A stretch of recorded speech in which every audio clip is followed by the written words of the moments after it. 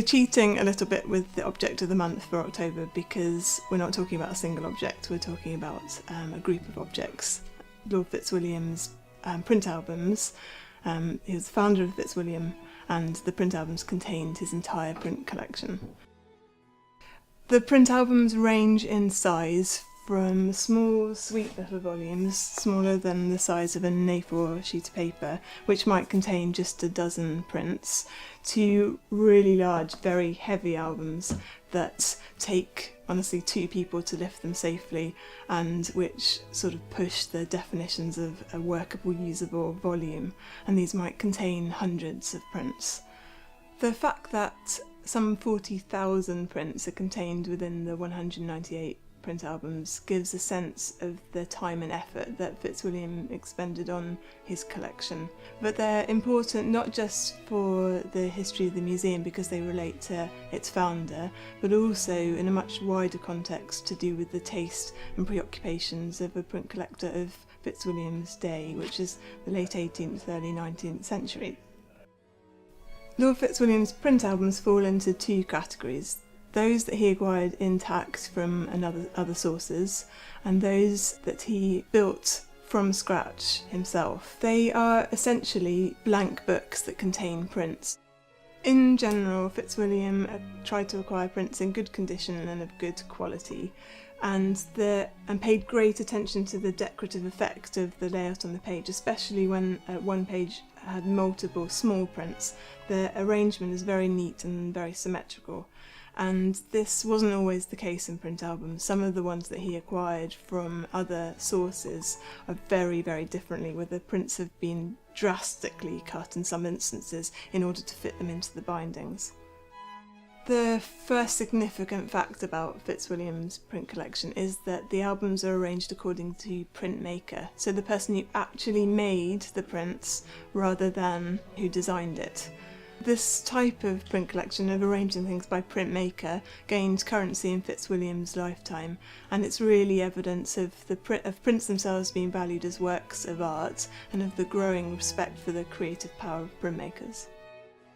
So these are 2 prints from Lord Fitzwilliam's Rembrandt album, Christ Crucified Between 2 Thieves, otherwise known as the 3 Crosses, because it's a bit of a tongue twister. Well, the thing that's instantly striking about these is the size of the prints. They are pretty big. It's about 45 by 40 centimetres, and which must have implied that Rembrandt also used a pretty big piece of copper, which was very expensive. Yeah. And he used the technique of dry point as well. Yes, so it's largely executed in dry point, which yielded only very few impressions, so it makes it hard to recoup the cost of having bought an expensive copper plate. And the other amazing thing about this one as well is that it's on vellum, so that was another expensive support, and was also slightly less absorbent than paper. And he did sign it 1653, yet he then went on to make further changes in this print that we have here. He completely reworked it, removing some of the figures. There's barely anybody in the foreground that's the same. Yeah, and just some little ghostly figures of perhaps people that were there before. Yes, and adding all of the extra lines in the background, some of which, when they're printed in richly printed impressions, they almost completely obliterate the form.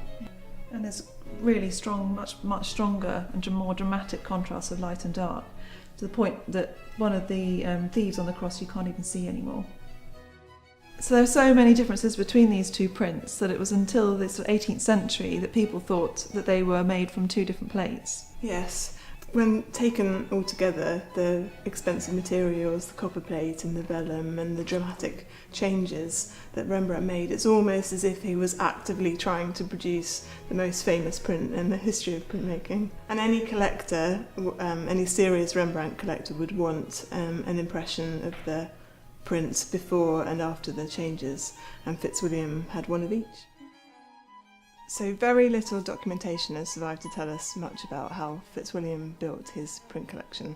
There is in fact only one surviving document that's so far come to light. It's a draft letter, and it's written by Fitzwilliam to a person who's travelling to Paris, probably around 1802, when it became easier for people to go to France. And Fitzwilliam doesn't include the recipient's name, which is disappointing, but it does include a shopping list of prints that he would like the person to bring back from Paris. One of the items on the list is a portrait of a print by Bishop Bossuet. And this is he's almost certainly referring to a portrait engraved by a talented printmaker called Pierre Humbert Drevet. Rather embarrassingly for Fitzwilliam, he can't remember the name of the engraver, but what he does know is how to identify the best possible impression. And he says in the letter, "The impressions are distinguished by dots. The most indifferent have 5, the best none. I wish to have one of the best." And what he's talking about are the fact that dots were added to the margin of the lettering after a certain number of impressions were printed. So an impression with 5 dots would have been printed a long time after an impression with no dots.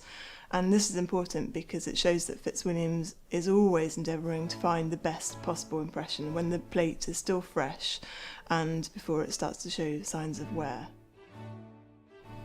So the survival of any one album in a collection is important, but when considered as a group, the significance of Lord Fitzwilliam's collection increases exponentially, because it's only when they're considered all together that the full complexity of his mentality and his attitude towards compiling the collection is revealed.